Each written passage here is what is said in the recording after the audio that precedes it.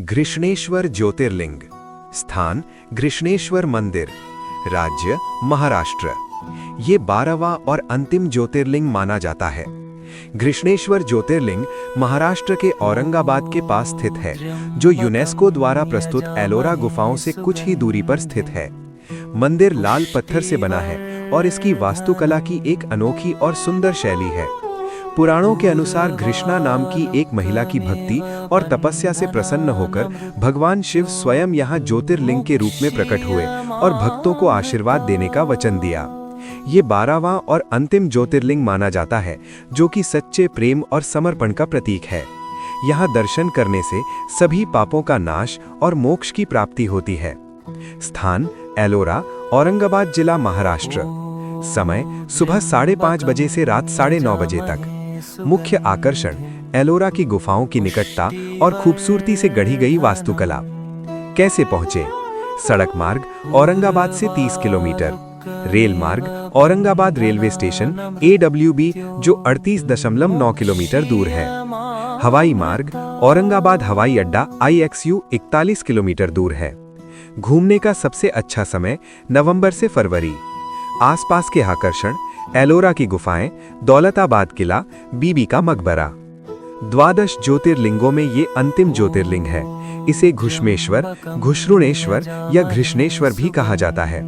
ये महाराष्ट्र प्रदेश में दौलताबाद से 12 मील दूर वेरुळ गांव के पास स्थित है। इस ज्योतिर्लिंग के विषय में पुराणों में ये कथा वर्णित है।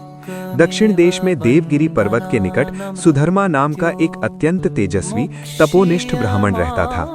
उसकी पत्नी का नाम सुदेहा था। दोनों में परस्पर बहुत प्रेम था। किसी प्रकार का कोई कष्ट उन्हें नहीं था, लेकिन उन्हें कोई संतान नहीं थी। ज्योतिष गणना से पता चला कि सुदेहा के गर्भ से संतान उत्पत्ति हो ही नहीं सकती। सुदेहा संतान की बहुत ही इच्छुक थी। उसने सुधर्मा से अपनी छोटी बहन से दूसरा विवाह करने का आग्रह किया।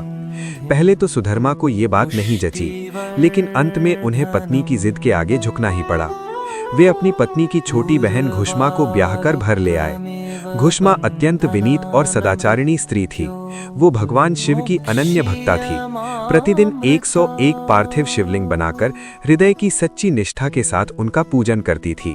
भगवान शिव जी की कृपा से थोड़े ही दिन बाद उसके गर्भ से अत्यंत सुंदर और स्वस्थ बालक ने जन्म लिया। बच्चे के जन्म से सुदेहा और घुष्मा दोनों के ही आनंद का पार न रहा। दोनों के दिन बड़े आराम से बीत रहे थे, लेकिन न जाने कैसे थोड़े ही दिनों बाद सुदेहा के मन में एक कुविचार ने जन्म ले लिया। वो सोचने लगी, मेरा तो इस घर में कुछ है नहीं, सब कुछ घुष्मा का है। अब तक सुधर्मा के मन का कुविचार रूपी अंकुर एक विशाल वृक्ष का रूप ले चुका था। अंततः एक दिन उसने घुष्मा के युवा पुत्र को रात में सोते समय मार डाला। उसके शव को ले जाकर उसने उसी तालाब में फेंक दिया जिसमें घुष्मा प्रतिदिन पार्थिव शिवलिंगों को फेंका करती थी। सुबह होते ही सबको इस बात का पता लगा। पूरे घर में कोहराम मच गया। सुधर्मा और उसकी पुत्रवधू दोनों सिर पीटकर फूट फूट कर रोने लगे, लेकिन घुष्मा नित्य की भांति भगवान शिव की आराधना में तल्लीन रही, जैसे कुछ हुआ ही ना हो। पूजा समाप्त करने के बाद वो पार्थिव शिवलिंगों को तालाब में छोड़ने के लिए चल पड़ी। जब वो तालाब से लौटने लगी, उसी समय उनका प्यारा लाल तालाब के भीतर से निकलता हुआ दिखलाई पड़ा। वो सदा की भांति आकर घुष्मा के चरणों पर गिर पड़ा, जैसे कहीं आसपास से ही घूमकर आ रहा हो। इसी समय भगवान शिव भी वहां प्रकट होकर घुष्मा से वर मांगने को कहने लगे। वे सुदेहा की घनौनी करतूत से अत्यंत क्रुद्ध हो उठे थे। अपने त्रिशूल द्वारा उसका गला काटने को उद्यत दिखलाई दे रहे थे। घुष्मा ने हाथ जोड़कर भगवान शिव से कहा, प्रभु, यदि आप मुझ पर प्रसन्न हैं तो मेरी उस अभागिन बहन को क्षमा कर दें। निश्चित ही उसने अत्यंत जघन्य पाप किया है, किंतु आपकी दया से मुझे मेरा पुत्र वापस मिल गया है। अब आप उसे क्षमा करें। और प्रभु, मेरी एक प्रार्थना और है, लोक कल्याण के लिए आप इस स्थान पर सर्वदा के लिए निवास करें।